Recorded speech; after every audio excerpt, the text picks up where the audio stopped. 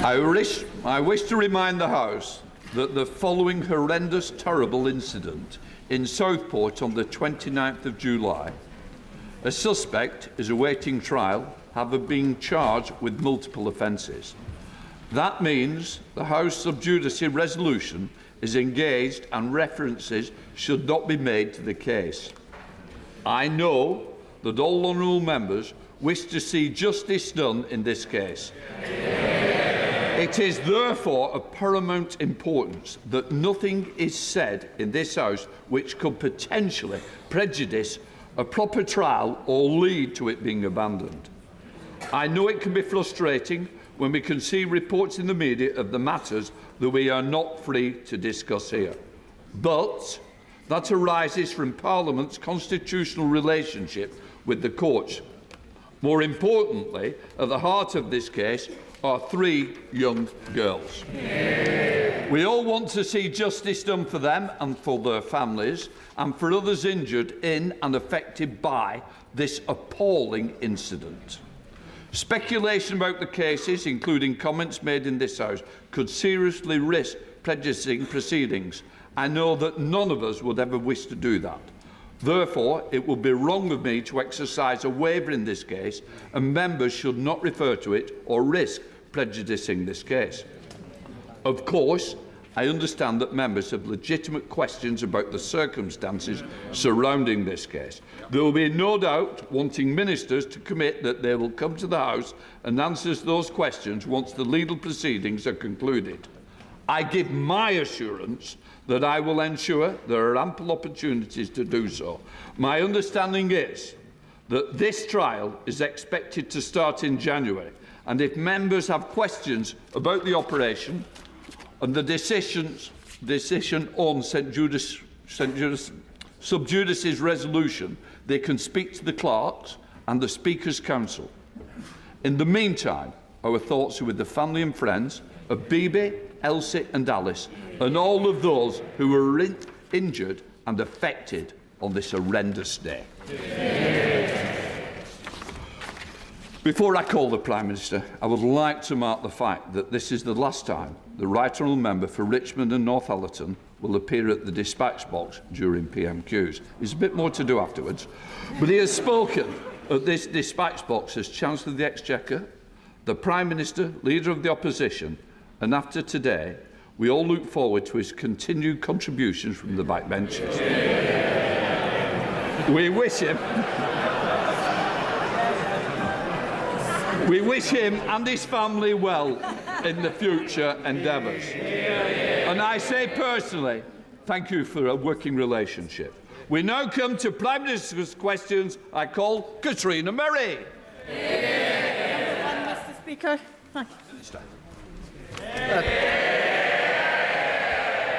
Thank you, Mr. Speaker. I wish everyone celebrating in the UK and around the world a joyful Diwali, a time to come together to celebrate and focus on a brighter future.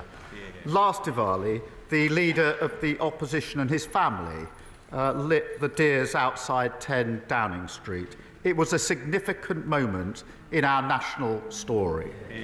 The first British Asian Prime Minister is a reminder that this is a country where people of every background can fulfil their dreams, and it makes us all proud to be British. Mr. Speaker, as you've just referenced, as this is our last exchange across the dispatch boxes, I wanted to take this opportunity to thank the Leader of the Opposition for his service. Now, of course, we've had political disagreements, ideological differences, we've argued at some length, but I want to thank him for his hard work, for his commitment, and for his decency in everything that he has done. And I too wish him and his family the very best for whatever the future may hold for them. Mr. Speaker, this morning I had meetings with ministerial colleagues and others. In addition to my duties in this House, I shall have further such meetings later today. Katrina Murray. Thank you, Mr. Speaker, and I'd like to associate myself with the remarks made by the Prime Minister. Cumbernauld, in my constituency, was promised an elective and diagnostic treatment centre by the Scottish Government in 2021. This has continued to be delayed and is now alleged to be mothballed. What assurances can the Prime Minister give me that any binding consequentials from today's budget are used to benefit my constituents and not be held on to by the Scottish Government? Well, I thank my honourable friend for her question. I'm sorry to hear about the delays affecting her constituents. The party opposite oversaw years of mismanagement and chaos, and the impact on Scottish NHS is evident. This Labour government is committed to delivering for the Scottish people, including making sure that we have an NHS fit for the future. The Chancellor will set out details in just a few moments. Leader of the Opposition, Rishi Sunak. Mr. Speaker, thank you for your kind words, and indeed thank you to the Prime Minister for his kind words. Indeed, no Prime Minister looks forward to PMQs, but I always did like this pre-budget one, because it was, for a change, nice not to be the main event and just the warm-up act. But as you said, Mr. Speaker, today is my last appearance at PMQs, and I'm happy to confirm reports that I will now be spending more time in the greatest place on earth, where the scenery is worthy. The scenery is indeed worthy of a movie set, and everyone is a character. That's right, Mr. Speaker. If anyone needs me, I will be in Yorkshire. So, and as an adopted Yorkshireman, I'm particularly looking forward to doing the coast-to-coast walk that runs through my constituency and many others. Since 2015, we've made significant progress with a campaign to make it a national trail, and indeed, Natural England are close to concluding their work. So, can I ask the Prime Minister to ensure that the coast-to-coast does indeed become Britain's greatest national trail, and in preparation for my return to the backbenches, would he meet with me to discuss it?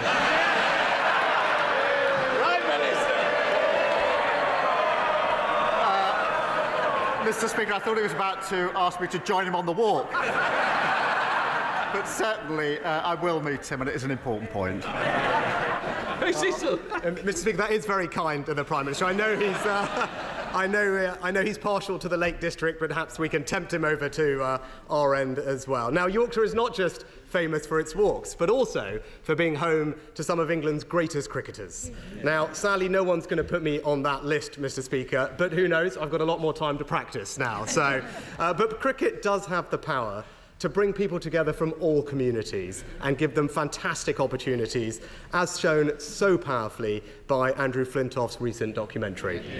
Now, we also lead the world in female participation, and that will stand us in good stead when we host the Women's World Cup in 2026 and when cricket becomes an Olympic sport in 2028. So could I therefore ask the Prime Minister to continue government support for the England and Wales Cricket Board's new initiative to get cricket into vastly more state schools, fostering a whole new generation of cricketers for us all to cheer on at every level? Yes, is the answer to that question. And the point is a really important one. We celebrate cricket, it does bring communities together, but it's also really important for children and young people to enjoy sport, lots of different sports, because it gives them a confidence that they might not otherwise have. It gives them the ability to work in a team and teaches them about skills like leadership. So I'm fully supportive. Now, our two predecessors, Sir Tony Blair and Lord Hague, have repeatedly come together and powerfully argued in their joint reports that it is vital for the future prosperity of Britain's economy, society and public services for us to be a world leader in technology and innovation. Now, the Prime Minister and I may not yet be at our joint report writing stage yet, but in a similar spirit of cross-party agreement, could I ask him to find his inner tech bro and continue to support emerging British tech businesses and establish our country as the home of AI growth and innovation? Prime Minister. Yes, and this is a really important point. The Leader of the Opposition held a summit last year on AI, which was very important. We have been bringing together the leaders in AI. We have a huge advantage in this country, being ranked in the top 3 in the world. AI is going to have huge potential for our growth, for our public services, and I think the whole House should be fully supportive of this. Prime Minister. The Prime Minister has the immense privilege. The Prime Minister has the immense privilege of being the Prime Minister of the United Kingdom of Great Britain and Northern Ireland. Now, Northern Ireland is a special part of our union, but one that needs particular care, attention and respect. Having a strong functioning assembly at Stormont is good for the people of Northern Ireland and good for our union. And that's why I was so pleased to see government restored there earlier this year, and I'm grateful to him for his support with that. So can he assure the House that he will continue to work to keep Stormont open, delivering for the Northern Irish people and strengthening Northern Ireland's place in our union? Prime Minister. Yes, and again, this is a really important point and one that matters to me personally. I worked for 5 years in Northern Ireland on some of the proposals under the Good Friday Agreement, in particular the transformation of the RUC into the Police Service of Northern Ireland. I worked with both communities there. It was for 5 years. It was very important to me, had a huge impact on me, and so I care deeply about Northern Ireland, and I absolutely agree that the institutions government needs to be up and running and want to give all support I can to the further development in Northern Ireland. Now, as Prime Minister, he will be acutely aware of the threats that our United Kingdom faces from an axis of authoritarian states, Iran, North Korea, Russia and China.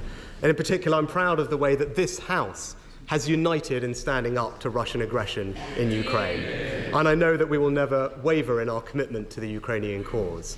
Now, I will always be grateful for the support that he gave me when we were the first country to send Ukraine Western battle tanks, long-range missiles, and the first to offer security assurances to Kyiv. So in light of the threats that we face, can I urge him to always maintain the strength of the transatlantic alliance and ensure that NATO remains the bedrock of Western security, with the United Kingdom playing a leading role? Yes, and NATO is, in my view, as important today as the day in which it was created, in light of the challenges that we face. And it was a Labour government that was the proud co-founder of NATO, and we've repeatedly said we support NATO to the hilt. Rishi Sunak. Well, finally, Mr. Speaker, tomorrow is Diwali. And I became leader of my party during Diwali, and I now stand down during that same festival. So I'm proud to have been the first British Asian Prime Minister, but I was even prouder that it was not that big a deal. And that speaks volumes about the values of the British people, of our country, and of this Parliament. So will the Prime Minister join me in applauding the kindness, decency and tolerance that has always been the British way? Yes, and I meant what I said when I said that we were all proud to see him standing there as Prime Minister, representing our diverse country. We were all proud. I think everybody in this House was. So I thank him for that. And his last question, final question as leader of the opposition, although judging by the speed with which his party goes through leaders, he may be back here before too long, but in the meantime, I'm sure he'll be a great champion for the people of Richmond. But, Mr. Speaker, finally, I'm sure he won't mind me disclosing to the House the contents of a letter that he wrote to me this week. My answer to it is clear. Yes, I will arrange for him to meet the relevant minister about the A66 that runs through his constituency. Dave Begg-Hillier. Thank you, Mr. Speaker. Mr. Speaker, in Hackney, nearly 4,000 children who could fill 8 primary schools are in temporary accommodation, many outside London. This is bad for their future opportunities. It's ripping apart our communities. I welcome the government's pledge to build new homes, but will he ensure that those who cannot have a roof over their head are a top priority in that long queue for new housing? Prime Minister. I thank you for raising this issue. It is a source of national shame that there are just under 1.3 million households on a social housing waiting list, including, I think, 8,000 of them in Hackney.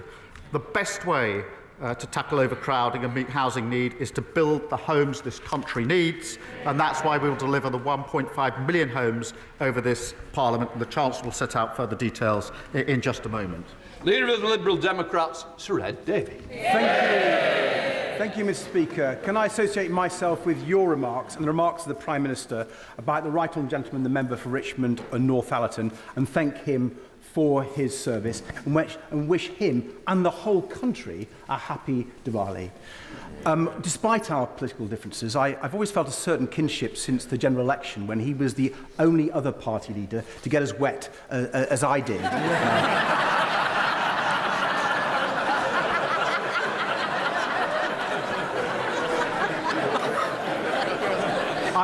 I'm looking forward to debating the budgets with him and the Chancellor shortly, but can I wish him and his family all the best for the future. Mr. Speaker, next month's summit in Baku is a chance for the UK to regain world leadership on climate change, a role disastrously lost under the Conservatives. As this is the final summit before countries must ratchet up their new Paris agreements before 2035, will the Prime Minister take this opportunity to seize back world leadership on climate change by committing today to support the targets set out this week by the Independent Climate Change Committee and publish a programme to deliver on those? Prime Minister. Mr. Speaker, we will seize that initiative. We've reset on the international stage, and climate is one of the biggest challenges that we face. I will be going to the conference this year, as I went in fact last year as leader of the opposition, to continue those discussions about how we reach the very important targets that we must reach. Shred David. I thank the Prime Minister for his reply. I hope we can really take that world leadership back again. Another issue which the UK needs to show urgent leadership on is the escalating war in Sudan. Tens of thousands of people have been killed.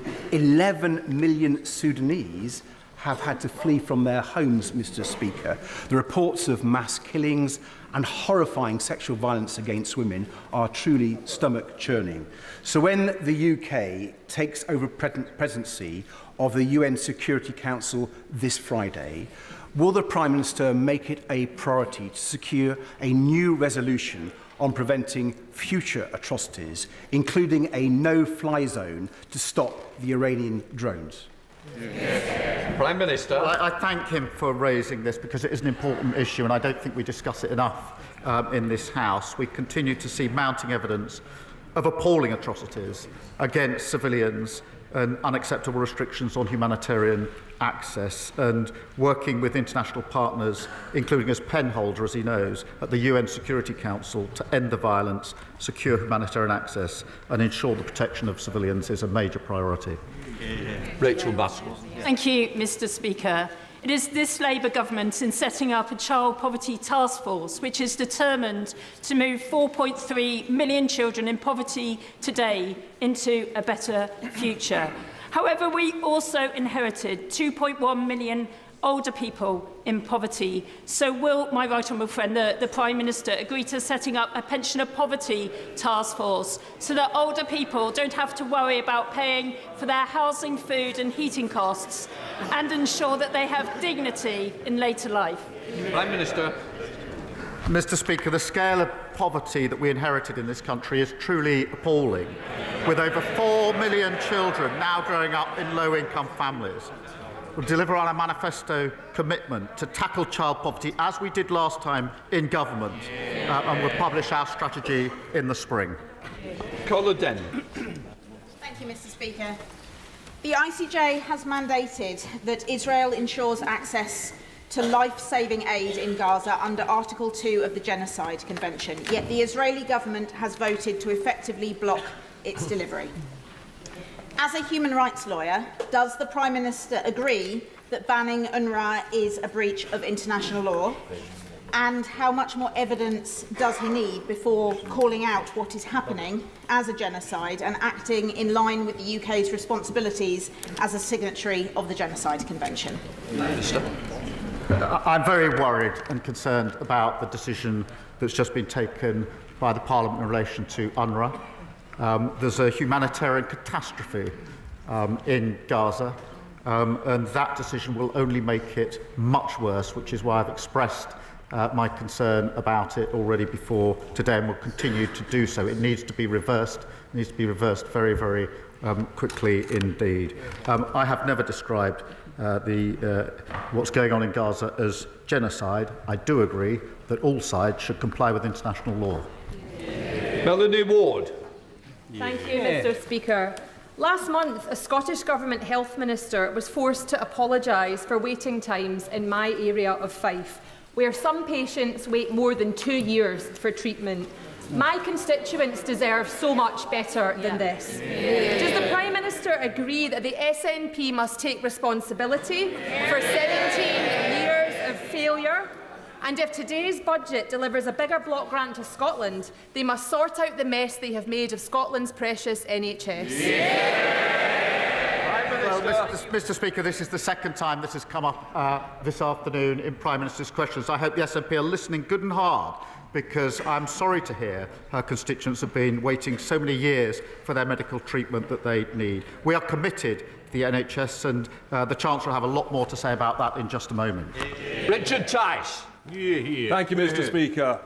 The government's own independent reviewer of terrorism legislation, Jonathan Hall KC, has said repeatedly recently that it is important in incidents of terrorism that the authorities put out more information sooner in order to prevent an information gap.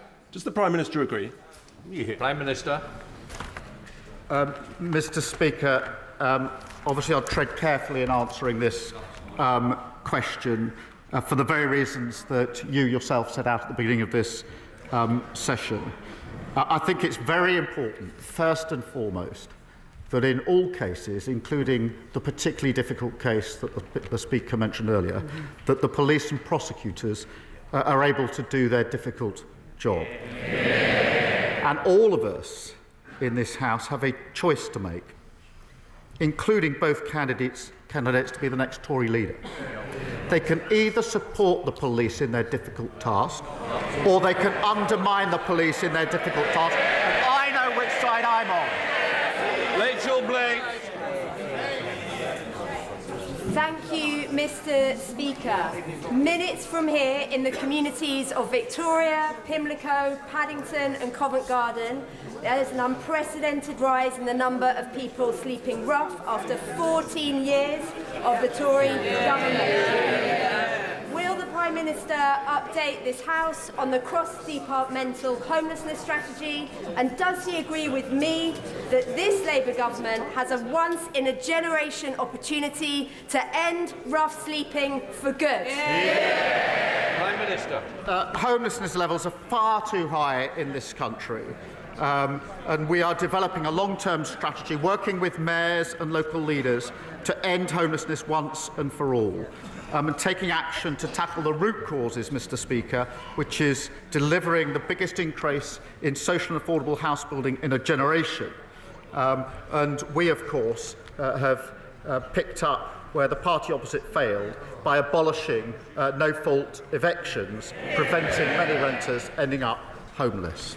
Good job. Thank you. Thank you, Mr. Speaker. First, we had the embarrassment of the Labour Party being sued by the Trump campaign. Then we had the national capitulation of... Let me hear the rest of the question, please. Thank you, Mr. Speaker. Then we had the national capitulation of the government over the sovereignty of the Chagos Islands. And now we have had the personal humiliation of the Prime Minister at the Commonwealth Heads of Government Summit. All of which begs the question, Mr. Speaker, how on earth does a Foreign Secretary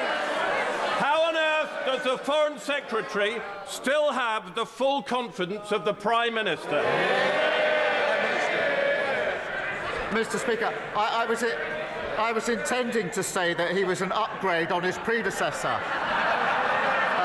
Of course, drove up thousands of pounds in mortgages, but I withdraw that now. Thank you, Mr. Speaker. When the Prime Minister and the Chancellor discuss the importance of supporting working families, I think of the dedicated farmers in South Norfolk. The Prime Minister has constantly acknowledged the critical role of food security and the need for farmers to have certainty to plan. Can the Prime Minister confirm what action our government will be taking to back British farming in constituencies like mine?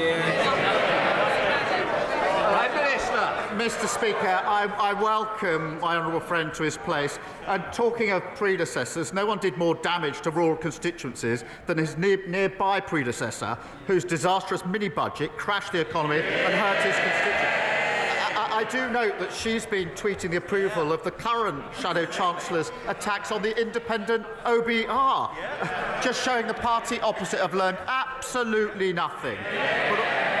Over and farmers have been forced out of business due to Tory neglect, and we will turn that around, and you'll hear more about that in the budget in just a minute. Helen Morgan. Thank you very much, Mr. Speaker. The Robert Jones and Agnes Hunt Hospital in Oswestry in my constituency is home to the Veterans Orthopaedic Service, and that's by far the largest provider of veterans hospital care in the country. It's a fine example of what you can build when the NHS and the local authority work together. It costs no extra public money to set it up, but because of NHS changes in the way ICBs charge each other, it's been left with a funding shortfall. Will the Prime Minister come and visit this fantastic facility in beautiful North Shropshire and see for himself why it's so important we keep it going? I thank the honourable member for raising that issue, and we're all grateful to our veterans for their service in protecting our country. I do understand the value of the centre that she references and the support that it provides for veterans, and we are committed to ensuring veterans receive the employment, the mental health and the housing support that they need. The upcoming budget will set out the changes that we'll be making. Thank you. Jim Dixon. Thank you, Mr. Speaker. After 14 years of failure by the last government to renew and grow the UK's infrastructure, does the Prime Minister agree with me that additional investment is needed to kickstart economic growth? And that investment... Mr. Speaker, this is the important bit. And that investing in a new Lower Thames crossing to relieve Dartford residents from gridlock caused by overcapacity at the Dartford crossing, thereby boosting the North Kent and UK economy by £40 billion, would be an excellent project to start with. Prime Minister. Mr. Speaker, I'm really pleased that under this government, Britain has already secured £63 billion worth of investment, which will be measured in tens of thousands of jobs. Our number one mission is growth. You'll be hearing a lot more about that in just a few minutes' time. David Bandel. My constituents, Colin and Mandy Mackey's 18-year-old son, Greg, died as a result of having a soft drink spiked shortly after he went to college. They welcome the fact that this government is going to continue with the legislation proposed by the previous government. But can the Prime Minister assure them that they and other campaigners will work with ministers and officials, not only in bringing forward that legislation, but to ensure that awareness is raised of this abhorrent practice and its potentially fatal consequences? Prime Minister. Can I thank the Right Honourable Member for raising that tragic case? And I join him in paying tribute to Greg's parents. Their tireless work to raise awareness of spiking, to support victims and call for changes in the law is inspiring, given what they've been through. This government will act. We will make spiking a specific criminal offence to better protect victims and support the police in tackling these crimes. Thank you. Alex Baker. Thank you, Mr. Speaker. In Farnborough, our leisure centre was knocked down by the Conservative Council, who made empty promises to replace it with an expensive civic hub with no viable plan to pay for it. Will the Prime Minister help secure the funding that Rushmore Council needs to rebuild our leisure centre so that Labour can start delivering change after years of Tory failure? Prime Minister. Can I welcome my honourable friend to her place? I think she's the first Labour MP for Aldershot ever. And she's doing a superb job for her constituents. Rushmore Borough Council was left with a shortfall of over £19 million over the last 4 years. and the running down of local services has been one of the most painful features of the last 14 years. We will work hand in hand with councils, including multi-year funding settlements, and with local leaders to develop and make sure the services that are needed are there. Final question, Mark Francois. Thank you, sir. Prime Minister, you mentioned veterans a few minutes ago. As we approach Remembrance Tide, one group of veterans we all owe a great debt to are those who served during the Troubles in Northern Ireland. Hundreds were killed. Thousands were maimed by both Republican and so-called loyalist bombs. Many of those veterans now in the autumn of their lives. And yet you're proposing to repeal the Northern Ireland Legacy Bill, which was designed in part to protect them from endless investigation and reinvestigation.